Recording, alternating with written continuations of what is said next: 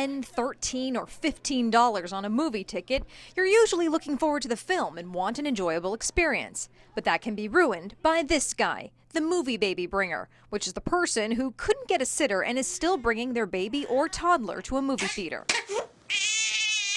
Now, there are times this is appropriate, like if the movie involves animated characters. I like you already. Or has a G rating.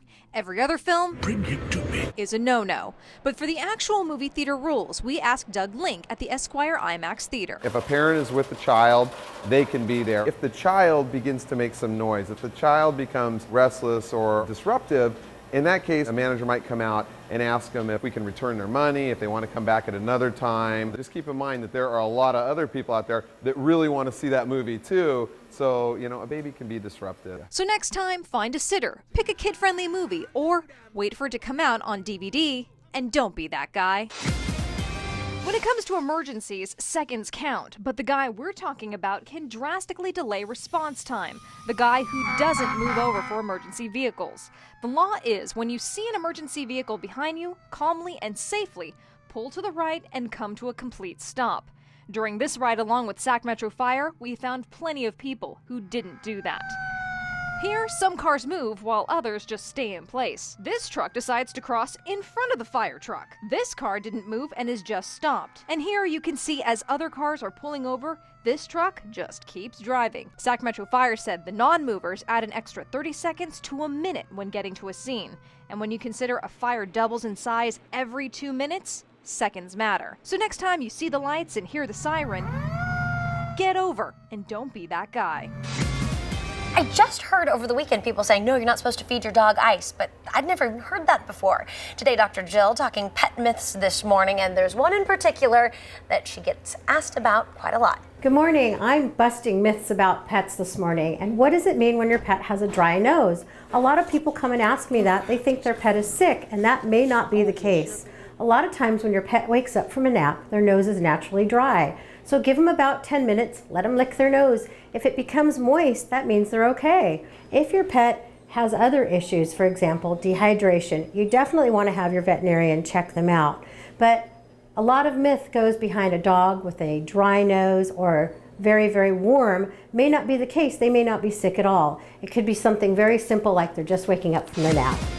4th of July is coming up and fireworks can make your pets frazzled.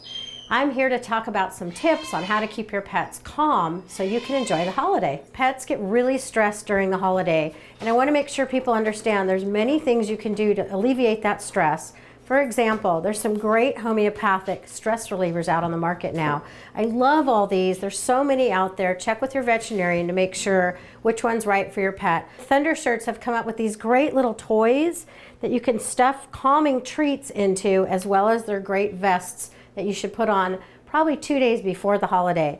Pets have very ultra-sensitive hearing, and those loud noises can cause vibration. Sometimes even putting cotton balls in their ears can muffle the sound. Also, make sure to keep your gates closed because pets get scared with firecrackers, fireworks, loud noises. You want to make sure to have them microchipped and proper ID tags put on your pet. A new book, Exercexology, has couples burning calories through burning desires, 26 workouts through 239 positions. It's a good excuse not to go to the gym. Author and local fitness expert Monique Hollowell says busy lifestyles make it tough to work out, let alone get your groove on. She says her book takes care of that. The more frequent you have it, is the better you get at it, is the more you want it, more calories you burn, thus more weight that you lose. We can't show you what's inside. We can't even describe the positions. We can give you some of the names. Horse, tic-tac-toe, they even have a zodiac, which brings new meaning to what's your sign. If you do these 5, you're burning 150 calories. Or if you do these 10, guess what? You just burned off your lunch. Monique had couples try all 26 sexasodes wearing heart monitors to get exact calorie burn count. The most aggressive, the boot camp, burns just over 300 calories, about the same as an hour of Zumba. There has never been anything that says when you do these positions, this is the approximate calorie burn. It's no secret that sex sells. Last year's Summer of Kink brought in close to $1 billion from the 50 Shades of Grey phenom to Channing Tatum's sexy moves in Magic Mike. Clinical sexologist Sandra Reichus says Monique's timing is perfect.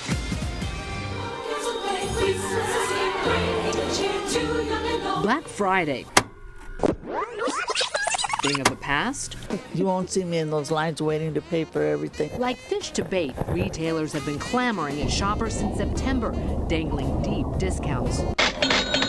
I just like to get it done early this year so I can be done with it. No problem, because nothing is sacred anymore. Even Thanksgiving has become a shopping day. Kmart, Walmart, and Toys R Us have brought back a shopping style our parents enjoyed, like free layaway and price matching. And they don't have to use their credit cards. They can pick out the items that they want now, so they don't have to risk of the stores running out at Christmas time. And if you're a techie, there are exclusive deals for you. So this year on our app, you'll be able to go in and see where the items are placed on the map in the store. Shopping online is chipping away at the in-store Black Friday sales. 30% of all shoppers will travel no further than their computer. I don't think Black Friday sales will ever truly go away, but they are diminishing in importance.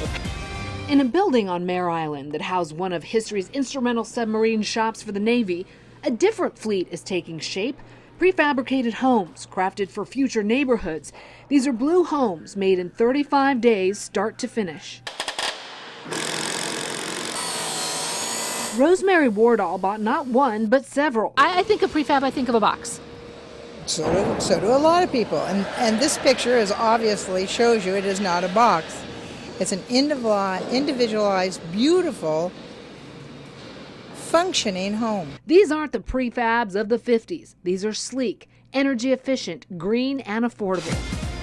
A new year, a new chapter. How about a new career? I'd start an aquarium. That would be my dream job. Forest ranger at Yosemite. I want to be a bus driver. Still not convinced? Understandable. There's that pesky unemployment crisis. 12 million Americans still out of work. Then there's the issue of money. Is the move financially worth it to you? Your check comes bi-weekly. You know what, at least mine did. And it was very good. Say you've always wanted to be a doctor, a forensic scientist, even an astronaut. Experts say whatever your passion, be sure to keep your feet firmly planted on the ground. After helping her mother start a tax business, Sandra decided she could do it for herself and started Herrera Taxes and Services. Lisa Pasquale was a dental hygienist but loved olive oil more than she loved cleaning teeth. She sold her house in Florida for startup money and made sure her credit was straight. So whatever you do, you need to make sure that it's unique, it's a niche. Lisa launched Chef's Olive Mix in Old Sacramento with a tasting room filled with specialty olive oils and vinegars. Lisa says you have to have enough money to fail. 2 weeks before I moved in, I discovered I needed to spend $15,000 on an ADA bathroom. And things hit you. Sandra cultivated her market, targeting Spanish speakers in Stockton. She bought used office furniture and equipment to save money and did plenty of research. I just started taking classes here and there and got informed, and then I just went for it. Brace yourself for the stress. I could almost feel and hear my head crackling like Rice Krispies, and I'm thinking, wow, this is way too much stress. Diane Sampson is a career coach. For every $10,000 you want to earn, it's about a month of job search. Diane suggests mapping out a plan with a focus, goals, and a mentor. Most people don't have a plan. Check out your area's fastest growing industries or stick with what you know or love. Don't be afraid to ask questions. The number one reason businesses fail is that people don't ask the right questions. Now, take that plunge. When you finally just make that leap, it feels like jumping out of a plane. You know, you don't know what's going to happen. Is that parachute going to open? But then you land on your feet and you're like, yes, I did it. Career experts say 30% of you who already have jobs are currently on the hunt for a new one. But for every 20 resumes you send out, you're lucky to get one interview. Career coach Diane Sansom says you've got to bust a move and network, but with the right people. People don't feel comfortable just going up to strangers because they're afraid of rejection. So you just have to fight through that discomfort and get out there and network. Check out professional association events geared towards your industry or volunteer for one of them. I think that's the fastest way in to learn the lingo and the characteristics of what you're looking to do. Make sure you're a standout at networking events. Prepare a 30-second pitch that sums up who you are and what you want to be doing and why you're qualified to do it. That is huge because the majority of people won't do that. And when it comes to your resume, employers aren't looking for vague. If you see a job opportunity, you want to scan and look for what you think are the top 10 things that employer is looking for, and then everything you say in the interview and everything you have on your resume is specifically tailored to those 10 things. It can take up to a year to find a new job, but Diane says don't get discouraged. Set goals and make sure you have a support group to help keep you motivated. Just keep that going as a regular part of your week, and then you're on the right track.